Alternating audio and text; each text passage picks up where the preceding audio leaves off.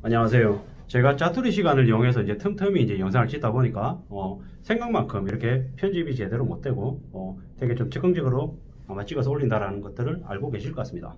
아무쪼록 제가 처해 있는 여건 안에서는 최대한 성실하게 열심히 이제 찍어서 올릴 생각이니 감안해서 들어주시면 좋겠습니다. 목소리가 좀 안 좋을 수도 있고 발음이 부정할 수도 있고 영상이 좀 불비할 수 있다는 것들을 미리 좀 말씀드리니 양해해 주시고 감안해 주시고 좀 들어주시면 좋겠습니다. 어떤 분들은 저한테 그렇게 얘기합니다. 영상을 좀 편집해 볼 생각 없냐, 배경화면을 바꿔볼 생각 없냐, 아니면 자막을 넣어볼 생각 없냐, 아니면 여러 가지 다양한 그래픽들이나 아니면 화면들을 보여주고 할 수 없냐, 이런 질문들을 많이 하시는데 그런 거죠.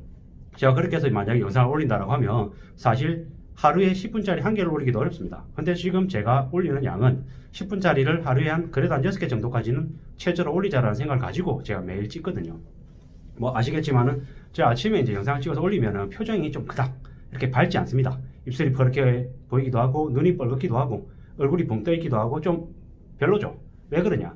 이른 새벽에 찍기 때문에 그렇습니다. 아침에 저는 일어나자마자 한 30분간의 운동하고 그래도 나름 이렇게 최대한 이렇게 단정하게 이렇게 차리고 난 이후에 영상을 찍어서 올리지만 실제로 그렇다 하더라도 좀 누가 보더라도 좀 불편하거나 아니면 좀 매끄럽지 못하다라는 건 당연히 잘 알고 있습니다. 때때로 목소리가 좀 울리거나 잘 안 들리기도 하다라는 얘기도 알고 있고요. 그래서 뭡니까?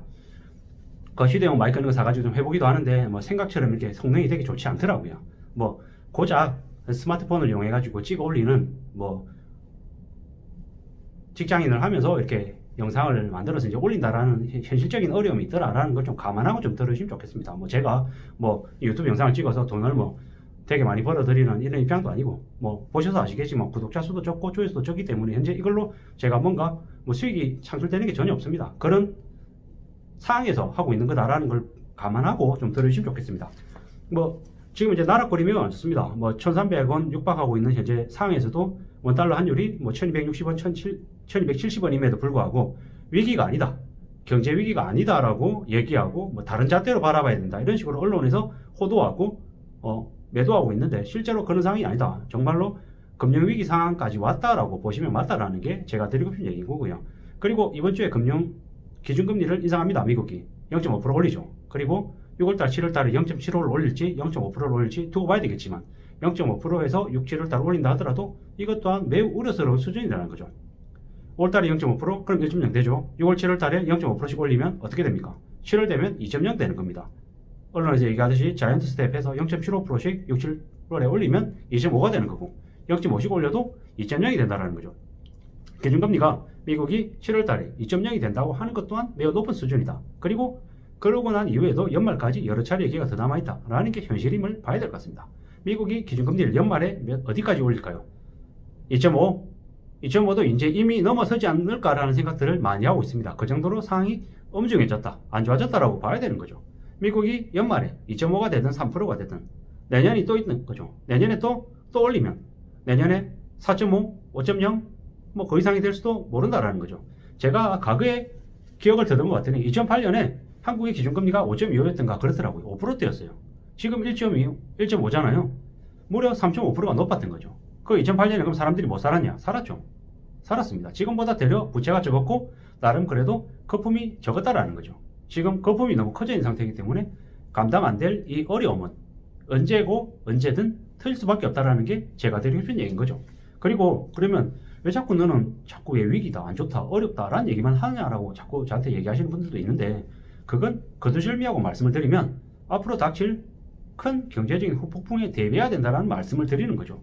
그리고 제가 이렇게 계속 말씀드리는 이유는 제가 다른 불특정 다수에게 하는 얘기이기도 하지만 제가 제 스스로에게 하는 얘기다 라는 의미도 포함이 되어 있다는 말씀을 여러 차례 드린 적이 있습니다. 맞습니다. 저도 사람인지라 항상 욕망과 욕심과 탐욕에 찌들 수 있거든요. 언제든지 혹해가지고 움직이는 거죠. 저도 계속해서 실수하고 무너지고 자빠지고 왔다 갔다 방황하고 혼동에 휩싸인다라는 거죠. 그렇기 때문에 그러지 않기 위해서 제가 제 스스로 계속 영상을 이렇게 찍어서 올린다라는 거죠. 그렇게 봐주시면 좋을 것 같습니다. 갑자기 한국에서 외화가 대거 빠지면 어떻게 됩니까? 돈이 갑자기 빠져나가면 뱅크런이 생기죠.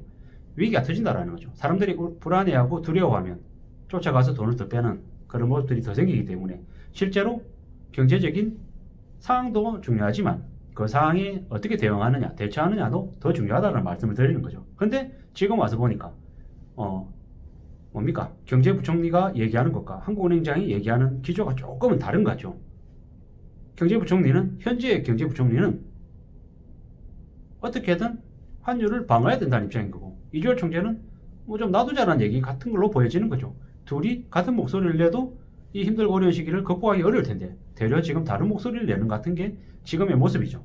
매우 우려스럽죠. 어쩌면 이주열 총재, 한국은행 총재는 새로운 윤석열 정부의 분위기에 따라가는 그런 정치적인 성향을 좀 더 많이 보이는 것 같습니다. 제 생각입니다.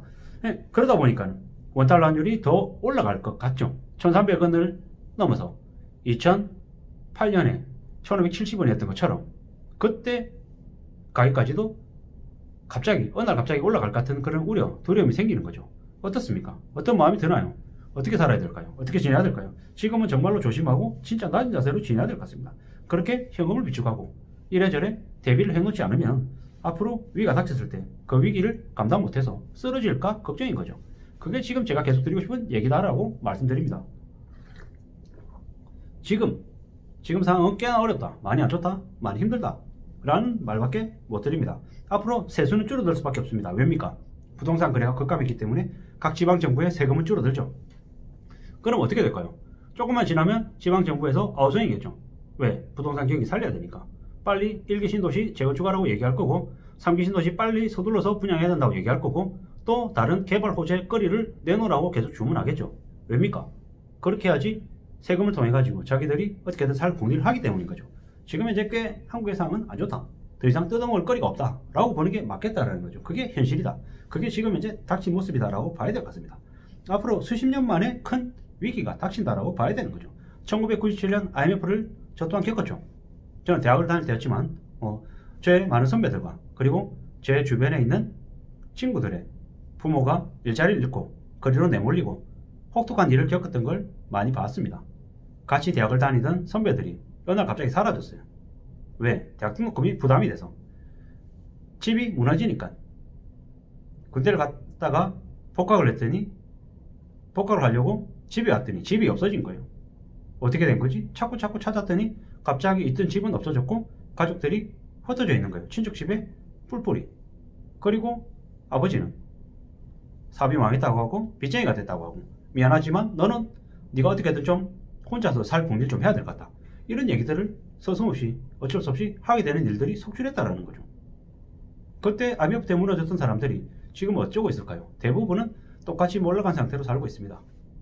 2012년에서 14년에 하우스푸어라는 얘기가 있었잖아요. 그때 하우스푸어일 때 되게 많이 무너졌던 사람들이 지금 어떻게 살고 있습니까? 보통 사람들의 시야에서 안 보이죠. 안 보인다고 그들이 괜찮은 게 아니라는 거죠. 그들은 우리가 생각하는 보통의 주류 사회에서 벗어나 있죠. 비껴져 있습니다. 저기 지방에, 저기 보이지 않는 곳에, 외딴 곳에 덩그러니 서 있는 주유소에 청소하고 주유해주고 그러면서 월급을 현금으로 받는, 왜? 주민등 말소자가 되고 신용불량자가 돼서 은행 계좌를 사용을 못해서 현금으로 돈을 받아야 되는, 그런데 최저임금하고 상관없이 그냥 주는 대로 받는, 120 주면 120 받고 150 주면 150 받는, 100만원 주면 또 100만원 받는 그런 말도 안 되는 믿기 어려운 일을 하며 사는 하층민, 불황민으로 사는 거죠. 그런 사람들이 얼마나 많냐라는 거죠.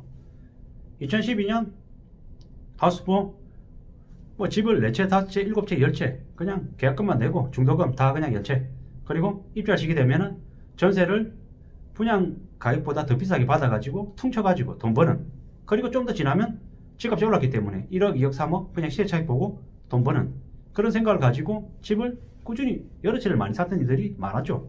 다 제일제일 그냥 샀단 말이에요. 근데 2013년, 14년, 15년 어떤 일이 벌어졌습니까? 미분양이 속출하고 갑자기 금리가 올라가고 감당이 안 되는 일이 터지니까 사람들이 대거 뒤집어졌죠. 그런 일들을 많이 겪었다라는 거죠. 많은 사람들이 계속 겪어왔다라는 거죠. 그리고 또 앞으로 5년이라고 하는 시간 동안 또 겪게 되는 거고, 그 기간 동안에 또 많은 이들이 몰러가겠죠. 20대, 30대들이 대거 연끌해가지고 걸려든 거죠. 금융노예 된 거죠. 그러면 어떻게 되겠습니까? 그들이 또 수십 년간 이 사회의 밑바닥을 책임지는 거죠. 하기 싫어하는 일 3D 업종에 꾸역꾸역 어쩔 수 없이 하게 되겠죠. 어떻게 살아야겠습니까? 그런데 걸려들지 않게끔 탐욕과 욕심을 버려야 될 것이고 첫 번째. 두 번째는 어떻게든 자기 힘으로 피땀 흘려가지고 일해서 돈 모아서 저축해서 자기의 생활비를 비축해야 될 거라는 생각이 드는 거죠. 저도 마찬가지죠. 저도 갑자기 회사에서 내몰렸을 때, 벌어들인 수입이 없을 때 한 달을 살 수 있게, 3개월을 살 수 있게, 6개월을 살게, 1년 살게 그 비상자금으로, 생활자금으로 비축해둬야겠죠. 그게 첫 번째라는 거죠. 두 번째는 그 다음에 뭔가 좀 더 나은 안정적인 생활 터전, 주거 환경을 위해서 부동산을 매입해야겠죠. 사야겠죠. 투기할 목적이 아니라 더 이상 부동산으로 돈 벌 생각은 하지 않고 오로지 실거주와 정말로 내가 감당할 수 있는 범위 안에서 산다, 이런 생각으로 가져야겠죠. 그리고 좀 더 열심히 일해서 내 몸값을 좀 더 높이고 소득을 더 늘리고 그리고 최대한 소비를 줄이고 그렇게 해서 최대한 노후에 비참하게 살지 않게끔 대비하겠죠. 노후 대비하겠다고 상가들 사거나 아파트 대거 분양받는 그런 어리석은 일은 자제해야겠죠. 언제? 적어도 지금은 말이죠. 지금은 적어도 함부로 움직이지 말아야 될 시기다라는 말씀을 계속 드립니다. 절대로 몸 걸어서는 안 된다. 지금 철저하게 움츠리고 숨죽이고 겁내면서 주위를 둘러봐야 될 시기다라는 말씀을 드립니다. 그래야지만이 앞으로 살아갈 수 있을 거다, 헤쳐나갈 수 있을 거다라는 말씀을 계속 드립니다. 지금은 절대로 무리해서 움직여서는 안 되겠습니다. 아무쪼록 내가 나 자신을 잘 단련시키고 이 힘들고 어려운 상황을 잘 헤쳐나가겠다라는 각오를 하고 살아야겠습니다. 앞으로 더 감당 못할 위기가 닥칠 수 있다라는 걸 현실로 생각해야 될 것 같습니다. 지금은 지금 내 처지에 맞춰서 지낼 궁리를 해야 되겠습니다. 그래야 될 것 같습니다. 평생 달리기 하면서 살아야 되듯이 제가 평생 저축하고 절약하고 성실하게 살겠다라는 각오를 제가 여러분들 앞에서 합니다. 아무쪼록 제가 제 삶을 지켜나가고 우리 가족을 잘 보호하기 위해서 그래야 된다라는 말씀을 합니다. 아무쪼록 저나 여러분들이 이 힘들고 어려운 경제 난국을 잘 헤쳐나가기를 바랄 뿐입니다. 고맙습니다.